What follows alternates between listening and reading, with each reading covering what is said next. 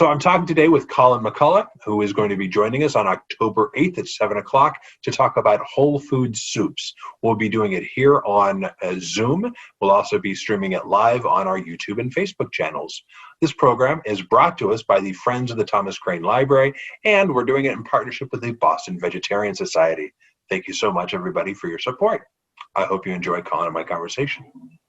So, Colin, thank you so much for joining me again today. I am really excited that we're going to be doing more cooking classes. We've had some really fun classes so far. How have you been? We are now, moving into the fall. You and I are talking today on the first day of fall, which is super exciting. Yeah, it's good. The classes have been great. We did a bunch of classes before that were kind of centered around, summer eating and using some of that produce up, and also some of the pantry stuff up. But now as we move into fall, then there's some other classes that I usually teach that are a little bit more fall appropriate and holiday appropriate. So we'll dive into those. Definitely good to eat with the seasons. Focus on the flavors and the whatever we can get that's fresh. I know that lately I've been enjoying, it seems like it's been an amazing bumper crop of tomatoes lately. Oh, yeah. I find when it comes to tomato season, I try to remember every time it's tomato season how good they are, and promise myself that I will not be tempted come April or March when there's a ripe, red looking tomato that doesn't taste anything like you get it when it's fresh off the vine. It's such a different fruit. Yep. Have you found any good any good finds at markets or anything recently? Any super exciting produce that you've enjoyed? Well, I joined. I signed up for the Misfits produce. Oh, so I've heard about that. That's cool. Yeah, we get the box every week, and some of it looks, kind of funky and kind of fun. But I make a lot of different sauces and bowl meals and things. So whatever I get, I get stuff in the box, and just like a CSA, the community supported agriculture. Yeah. If you belong to a farm like that, then you tend to get produce and say, what is that? What do I do with that? Well, it's great in a bowl meal. Just make a good sauce, pour it over it, and there you go. There's dinner. In our family, we've come to kind of the conclusion that when in doubt, roast it. We got a kohlrabi the other day. We also got a box of produce from a CSA, and I've had some good kohlrabi salads, but we ended up Jackie roasted it, and my wife, and it was really good. I was surprised. Just anything you put a nice little roast, a little brown on there, and yeah, it was delicious. Sure. It brings out the sugars and makes it a little sweeter. It's really good. Mm-hmm. Not so good if you're trying to eat raw. That doesn't work for you. But we're not trying to eat raw. Yeah. But I know sometimes I also had a whole bunch of turnips that showed up in our drawer. And they were these gorgeous white turnips. I guess I was reading about them. There's all these different varieties of turnips, which I wasn't even aware. I guess a rutabaga is even a turnip. Mm-hmm. But I ended up mashing them with some other potatoes and did a mashed potato and turnip dish that turned out really nice. Yeah.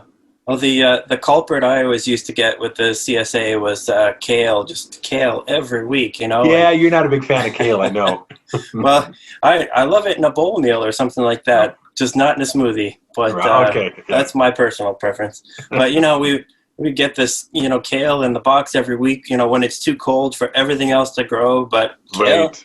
Can't stop the kale, keeps on coming. So I've been looking. I always thought it would be fun to write that cookbook that was like the Urban Forager cookbook, and it was all about looking for the flower boxes that are planted with purple kale, because you can find those in the middle of January, and teaching people how you could eat off of those. Sure. I don't know what else you would eat. It would probably be a pretty basic existence, but beat starving. Well, I know that the last class that we did was smoothies that taste like Girl Scout cookies, and I have to ask: have you had any more insights? Have you had any more forays into the Girl Scout cookie world?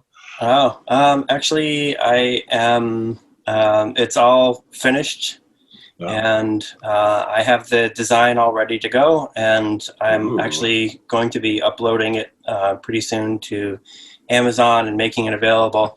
I have a class that I'm doing, the soups class that we're going to be doing coming up. I'm doing that for Chef AJ out in California. She's a big vegan chef and author, and big in the vegan world. And so she's having me on her show in November and on YouTube. And so I told her I'm going to be doing this Girl Scout cookie smoothie book. And so that's my deadline. It has to be done and uploaded by the time I'm on that show. So got to give myself a deadline to work against. So that's really it'll be done exciting. by then. Yeah. Yeah. Are they setting you up with like special equipment? Or are you going to be doing it from your kitchen for Chef AJ too, just like we've been enjoying it? Oh, just like we do here. Just like this. Right on. I do love, I think your kitchen, it may drive you crazy at times. I think any of us who've worked in small kitchens know that feeling, but I really, respect and I love showing people, hey, if Colin can do such amazing food in this space, imagine what you can do.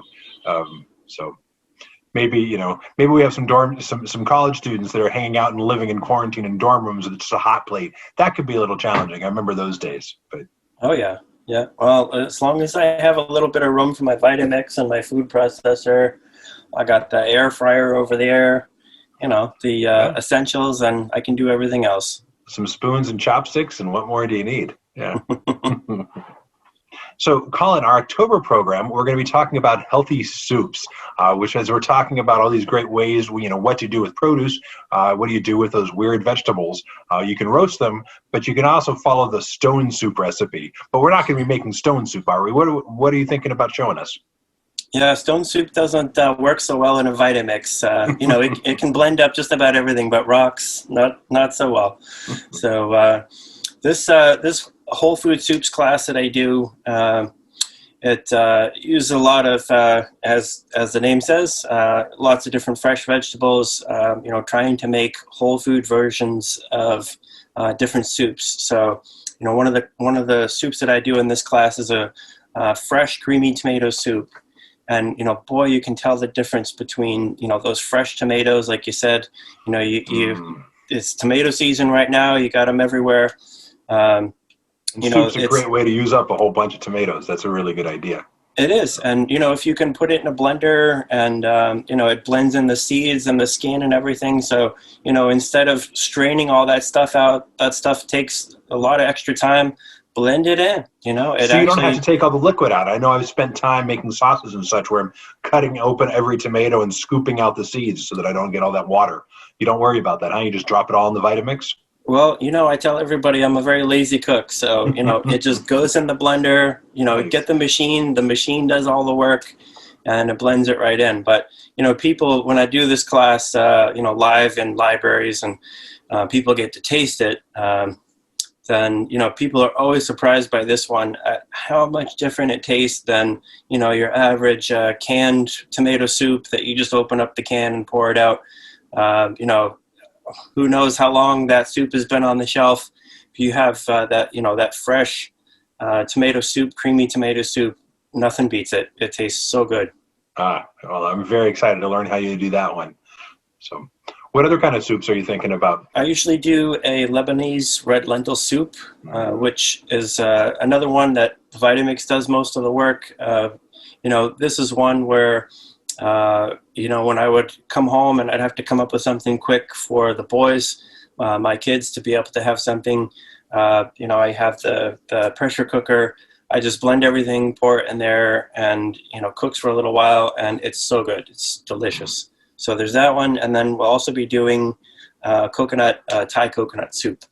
Mm-hmm. Well, I cannot wait. I hope everybody make sure we'll be sharing the recipes, and will you be able to share those recipes with us ahead of time? We can make it so that if folks want to get the ingredients and kind of study up. There may be a couple special ingredients, or is it all pretty much for all these soups? Are there things you can just find in any supermarket you're going to? For the most part, they're ingredients that you'd find at any supermarket. There may be a few ingredients that I would include that might be more specialty ingredients, but easily available online. You can buy it at Whole Foods, things like that. So they're still pretty easy to get. Well, I cannot wait. I love a good soup, and maybe we can talk about some of our favorite breads to have with soups, because there's nothing about that bread soup combo that just hits the spot on a cold night. the bread bowl, right? Just have the soup in the bread Oh, bowl. right. Yes. Yeah, I remember doing like a creamy broccoli soup in a bread bowl yeah, that definitely hits the spot. That's comfort food. It sure is. So I hope you enjoyed my conversation just now with Colin.